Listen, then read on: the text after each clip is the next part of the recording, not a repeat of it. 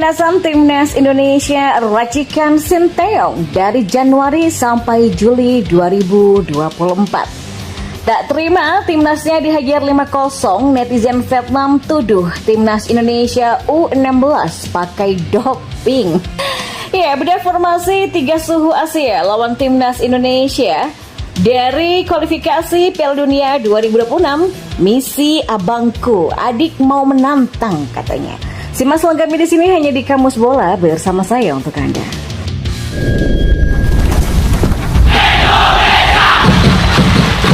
Ya, timnas Indonesia tampil gemilang di tahun 2024 ini. Skuad Garuda tidak terkalahkan dalam 4 pertemuan kontra Vietnam di berbagai level tim nasional. Dominasi Indonesia ini menjadi sorotan media Vietnam, salah satunya adalah Soha. Soha mengulas ambruknya sepak bola Vietnam dengan menuliskan kekecewaan fans di sana. Kekalahan berturut-turut melawan Indonesia pada tahun 2024 membuat para pecinta sepak bola Vietnam kecewa. Dan terbaru, timnas Indonesia U16 menghajar Vietnam U16 dengan skor telak 5-0 di perebutan ketiga Piala AFF U16 2024 pada Rabu 3 Juli kemarin. Ya, kemenangan ini memperpanjang catatan dalam Vietnam yang selalu kalah dalam 4 pertemuan terakhir melawan Indonesia. Ya, sejak awal tahun 2024 sepak bola Vietnam ini sudah 4 kali bertemu dengan Indonesia di level tim dan ya kami kalah dalam 4 pertandingan. Dimulai dengan kekalahan Malang 0-1 dari Vietnam di Piala Asia, kemudian 2 kekalahan berturut-turut 0-1, 0-3 dari lawan ini di babak kualifikasi Piala Dunia 2026 Maret lalu, tulis Soha. Catatan ini pun menjadi bukti kebangkitan dari timnas Indonesia di semua level. Puncaknya, timnas Indonesia senior lolos ke putaran ketiga kualifikasi Piala Dunia 2026, sebuah pencapaian yang bersejarah. Rentetan hasil positif ini pun menunjukkan kerja keras PSSI dalam mengembangkan sepak bola Indonesia. Dan diharapkan performa gemilang ini dapat terus berlanjut dan membawa timnas Indonesia ke level yang lebih tinggi lagi. Di sisi lain, netizen Vietnam masih mencari-cari alasan usai kekalahan Golden Star Warriors Junior atas timnas Indonesia dengan skor telak 0-5 di perebutan tempat ketiga Piala AFF U16 2024. Kemenangan telak ini pun membuat netizen Vietnam murka.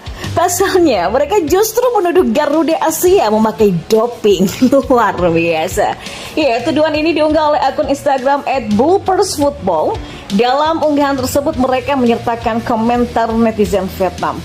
Doping best team, tulis komentar netizen Vietnam tersebut. Akan tetapi akun tersebut memperlihatkan bahwa fisik pemain timnas Indonesia U16 memang sudah jadi karena memang latihan keras yang diterapkan oleh Nova Arianto. Setelah turnamen ini, Nova Arianto langsung mengalihkan perhatian ke kualifikasi Piala Asia U17 2025. Rekan Sinteyong bahkan sudah mempersiapkan langkah untuk menambah kekuatan. Pelatih yang punya julukan suster ngesot ini bakal menambah pemain diaspora yang punya paspor Indonesia.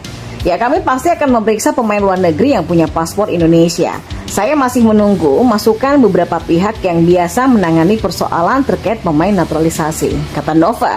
Apalagi Nova Arianto tidak akan langsung memasukkan pemain diaspora ke dalam skuad final, dia bakal memantau kualitasnya lebih dahulu. Kami pasti akan evaluasi dulu kemampuannya. Karena itu kan pemain luar negeri nggak bisa langsung bergabung ke dalam tim. Saya lihat dulu apakah cocok bergabung dengan tim atau tidak, ujarnya. Timnas Indonesia U17 juga direncanakan untuk TC ke luar negeri dan menggelar uji coba dengan tim internasional agar mengembangkan pengalaman dan kualitas pemain. Adapun Timnas Indonesia U17 tergabung di grup G dalam kualifikasi Piala Asia U17 2025 bersama Kuwait, Australia, serta Kepulauan Mariana Utara. Ya, sekali layar terkembang, pantang surut ke belakang, maju terus, pantang mundur. Prinsip ini pastinya menjadi bekal bagi timnas Indonesia dalam mengarungi putaran ketiga kualifikasi Piala Dunia 2026 zona Asia yang sudah berada di depan mata. Takdir mempertemukan Indonesia dengan tim-tim kuat seperti Australia, Arab Saudi, Jepang, Bahrain, dan juga China yang tergabung di dalam grup C. Jay Itzas dan kawan-kawan akan memulai misi berat pada 5 September mendatang, menargetkan kemenangan atas Arab Saudi di kandangnya King Fahd International Stadium. Selain Green Falcons, julukan tim besutan Roberto Mancini, timnas Indonesia juga mematok hasil positif dari 2 gurita lainnya, yakni Australia dan tentunya saja Jepang. Ya, tak bermaksud menafikan Bahrain ataupun China. Ketiga negara tadi memang merupakan lawan yang berat bagi Indonesia. Jika bisa mengalahkan mereka atau minimal menahan imbang saja, maka jalan tim Garuda untuk melangkah ke fase selanjutnya akan terbuka lebar. Jelas memang tak mudah, mengingat Arab Saudi, Australia, dan Jepang merupakan langganan putaran final Piala Dunia. Ketiganya bahkan pernah bikin geger karena mampu bertahan sampai 16 besar. Arab Saudi melakukannya di Piala Dunia di tahun 1994, Australia menorehkannya di tahun 2006 serta 2022, dan Jepang mengukirnya di edisi 2002, 2010, 2018, dan terakhir di Qatar di tahun 2022 lalu. Latar belakang yang mengerikan ini tentunya jangan sampai membuat nyali para penggawa Garuda menjadi ciut. Sebaliknya, anak-anak kasus Sinteyong justru semakin termotivasi untuk membuat kejutan. Sinteyong pastinya juga sudah menyiapkan strategi khusus seperti yang dilakukannya ketika menukangi Korea Selatan mempermalukan Jerman dengan 2 gol tanpa balas di Piala Dunia 2018 silam. Berkaca dari kekalahan Jerman tadi, kian membuktikan bahwa tak ada yang tak mungkin di sepak bola. Ya, kalau kita bersungguh-sungguh kita pasti bisa, kata Erick Thohir, sang ketua umum PSSI yang mengomentari kans timnas Indonesia yang menurut banyak pihak berada di grup neraka. Selain suntikan semangat, Sinteyong juga bisa melihat kembali formasi yang diterapkan pelatih Australia, Jepang, dan Arab Saudi. Lalu seperti apa formasinya? Berikut adalah ulasan singkatnya. Yang pertama ada Jepang. Seperti julukannya yang mengerikan, Samurai Biru. Jepang bertarung bak seorang samurai yang gagah berwajah dingin. Di putaran kedua lalu mereka tidak terkalahkan, menyapu bersih 5 laga dengan kemenangan telak tanpa kebobolan. Wow. Ya, pelatih Hajime Moriyasu paham betul ia punya amunisi mumpuni di semua lini. Formasi 3-4-2-1 yang kerap dia mainkan membuat Jepang terlihat gampang menguasai setiap jengkal lapangan pertandingan. Menguasai lini tengah dan mengandalkan kecepatan striker Koki Ogawa sebagai target man juga membuat gawang lawan menjadi lumbung gol. Formasi ini jelas menjadi pekerjaan rumah atau PR yang tidak gampang bagi Sinteyong. Salah satu cara untuk mengimbangi permainan cepat Jepang adalah dengan mengunci semua pergerakan gelandang-gelandang Jepang. Lalu Australia. Layaknya Jepang, Australia juga tampil sangar di fase sebelumnya. Tampil sebagai kampiun grup 1 tanpa terkalahkan, Australia menjadi monster yang mengerikan bagi Palestina, Lebanon, dan juga Bangladesh.